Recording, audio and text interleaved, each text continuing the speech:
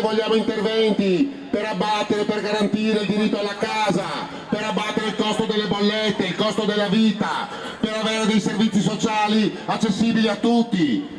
E essere qua in piazza oggi è importante. Più di 1 migliaio di persone questa mattina si sono trovate in piazzale della stazione a Padova per la manifestazione organizzata da DL Cobas, uno sciopero generale regionale per protestare contro il caro vita, contro il governo e le sue misure, contro ogni forma di discriminazione, contro il precariato e la crisi energetica.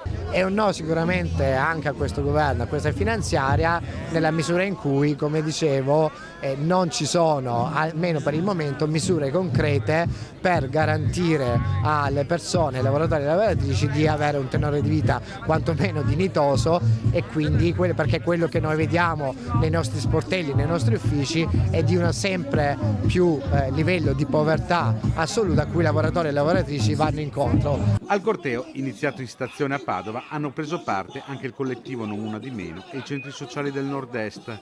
I manifestanti sono arrivati da tutto il Veneto.